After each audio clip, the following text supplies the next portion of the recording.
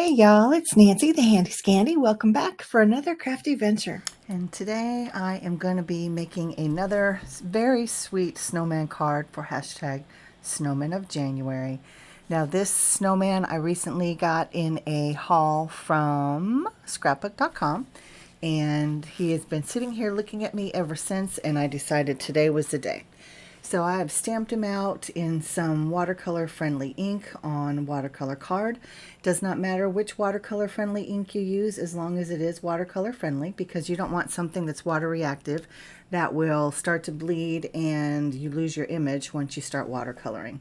It also doesn't matter the watercolor paper that you use. This one it's from my stash. It was actually a scrap. It happens to be from Tonic. It's not my favorite, but it'll do. There's nothing wrong with the paper. Again, we just have our preferences, but any number of things could work.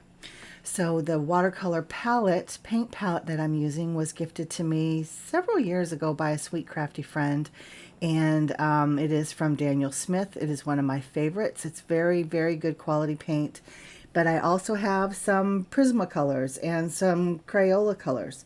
So again, it doesn't really matter. We're card making, right? We're not making fine art. So use what you have, use what images you have. Don't let someone else's supplies or products intimidate you or make you feel like it's something that you can't do or something that you could do better. Because I know there are a million people that could have done this better.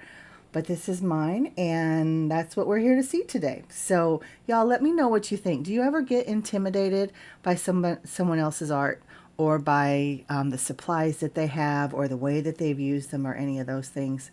Because it's a real thing, and I want to encourage us to just be comfortable in our own skin and in our own crafty styles. So I am a messy crafter. If you guys haven't learned that about me by now, I'm just messy. But I love to get inky, and I love to get painty, and I love to actually use my products. So you can't see, but off to the right, I have a number of different watercolor products that I wasn't sure which one I wanted to use. I have a full-on 36 color palette, and I have several of my magicals sitting there. Then you can see I also have that Starry Colors palette. And yes, I did use the white one of that to add some of that snow that you see up at the top. And I also used the beigey color in the Samuel Smith palette. And I used both of those as splatter to kind of create a snow effect. Was it successful? I guess it's personal preference. Some may say yes, some may say no. But I think it's really fun to add splatter, especially when your paint is still wet, because it just bleeds and spreads a little bit differently than when you splatter on dry. So that's all. Now you can see that I do have pooling on this. A lot of people probably would have done the background after they colored the snowman, but to me it made sense to do the snowman first, just because if I had any mess ups, I could clean those up ahead of time. But the pooling that is on the background is just because it's paper, and paper curls and bends. Now I could have taped this down to a surface so that that wouldn't happen as much, and that I would have a flat painting surface versus having those dips and bends in the paper that create the pooling. But if it got to be too much, or if it started to bleed, I did just take my paper towel and dab it up. Now you can see by the nose that that did indeed happen, that there's some bleeding going on, but I fix that as we go. Again, if you don't know me, I typically don't let things like that stop me. They might frustrate me, sure, I'm human, but I don't let them stop me, because there's always a way to mask. We can cover up, we can mask, we can camouflage, any number of ways to fix things. I very rarely stop a project because something, quote, messed up, or I messed up in some way.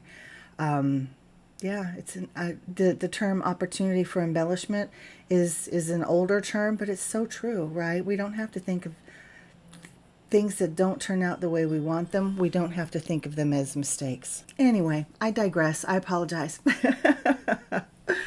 So yes, just using those paints. I am not a professional painter in any way, by any means. I just am laying down color in the areas that it makes sense to me.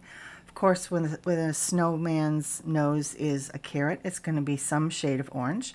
And the hat I wanted to be black, but I'm not liking that. I do go back and I lift some of that color as we go.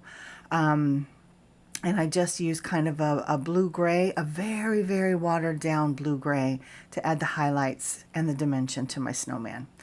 Now here is where I actually dabbed up some of that paint that had bled into the background and where the pooling was, and then it left marks. Anytime you try to work with your watercolors, once some of it is already dry, you're going to get, I'm going to call it areas of demarcation. That's probably not the right term, but that's what I'm calling it because it's going to happen. So how do you fix that? Well, for me, I added color to it. I went back and forth, and then I just left it alone.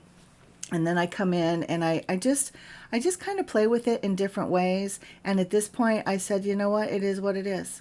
So I had actually gone in at one point with some white and repainted over it. And that helped me in terms of cleaning up that bleeding from the orange. But it did not take away the areas of demarcation. And I'm not even mad about them because once the whole card gets put together, you really don't see it. I mean, it's still there. It doesn't go away, but it doesn't stand out as much. But in terms of finishing up this card, once I had him all painted up and the paint was dry and I liked the splatters for snowflakes, all of that, because I did add more once he was dry, I just felt like he was a little flat. So in come the watercolor pencils.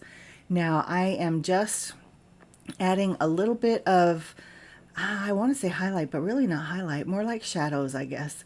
Down in the corners of some areas, maybe next to the scarf next to the sign, things like that. I'm just adding some shadow just to give it some dimension because he did just really seem super flat. So this is my colored pencil palette. I am not sure which one this is.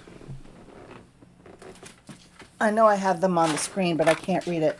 It's the Faber-Castell 36 watercolor pencil. Now, again, these are watercolor pencils, but I did not use them as such. I did not go back in with a watercolor pen or a paintbrush to blend these out. Excuse me, I could have, but I just used lighter shades of whatever color I was coloring with, as well as white or a light gray to blend out my colors. I did not want to go back in with a watercolor paintbrush or a watercolor pen. So that is just how I did it. That may not be quote unquote the right way. I don't know. That was just my way in this instance. I'm pretty quick at problem solving, but I wouldn't always solve the same problem in the same way, if that makes sense. Like, I don't know. For me, sometimes problem solving when it comes to creating is just another form of creativity. So I don't know. That's just the way my brain works.